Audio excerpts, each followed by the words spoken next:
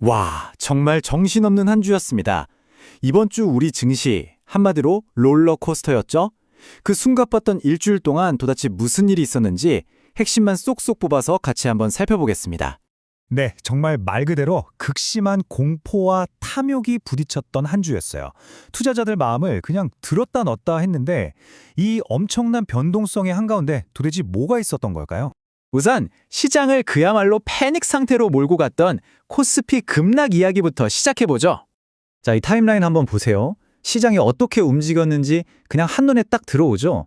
화요일에 5,791포인트였던 지수가 수요일에는 5,093포인트까지 그냥 수직 낙하를 해버립니다.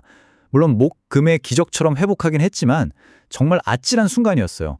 바로 이 숫자, 마이너스 12.06%. 수요일 단 하루 만에 코스피가 세상에 12% 넘게 빠진 겁니다. 이때 중동전쟁이 더 커질 수 있다는 우려에다가 유가까지 막 치솟으니까 투자 심리가 순식간에 그냥 꽁꽁 얼어붙어 버린 거죠. 그럼 이 폭락의 방아쇠는 누가 당겼을까요? 네, 바로 외국인들이었습니다. 역대급이라고 할 만큼 엄청난 물량을 쏟아냈어요.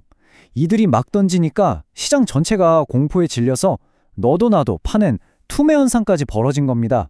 자, 이 그래프를 보시면 당시 상황이 얼마나 치열했는지 바로 알 수 있습니다. 보세요. 외국인이랑 기관이 합쳐서 무려 11조 원어치를 팔아치웠습니다. 어마어마하죠. 그런데 더 놀라운 건 우리 개인 투자자들이 그 물량을 10조 원 넘게 사들이면서 다 받아냈다는 겁니다. 이건 뭐 거의 개인들이 온몸으로 시장 붕괴를 막아낸 그런 방어전이었어요. 자, 그런데 여기서 진짜 재밌는 점이 있어요. 코스피가 이렇게 막 피 터지게 싸우고 있을 때 바로 옆 동네인 코스닥 시장에서는 완전히 정말 180도 다른 이야기가 펼쳐지고 있었거든요. 두 시장을 한번 비교해 볼까요? 코스피는 외국인이 던지는 매도 폭탄을 개인이 막아내는 방어전이었잖아요. 그런데 코스닥은 완전히 반대였어요. 외국인하고 기관이 오히려 지금이 기회다 하면서 막 사들이는 공격적인 모습을 보였습니다.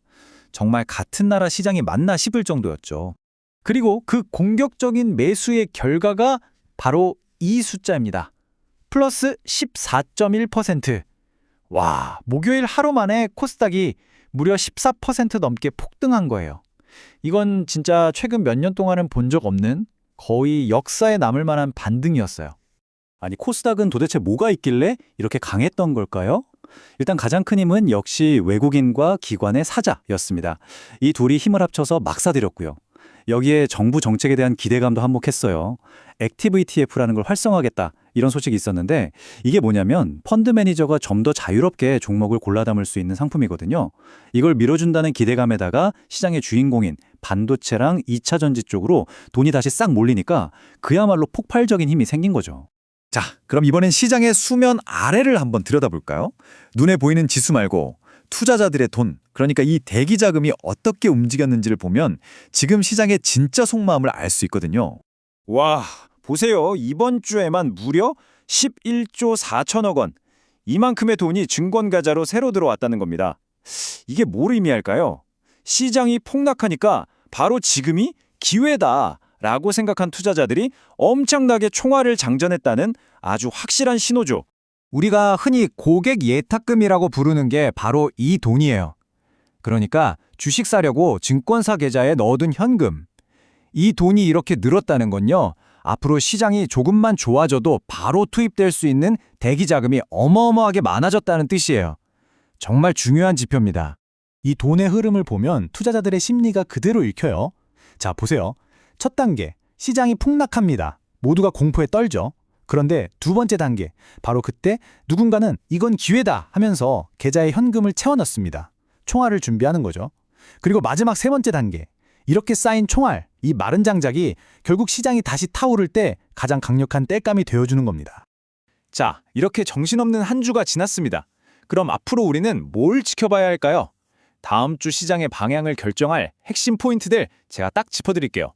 다음 주 시장을 보실 때 딱 4가지만 기억하시면 됩니다. 첫째, 코스피가 5,600선, 이 중요한 선 위에서 버텨주는지 꼭 봐야 하고요.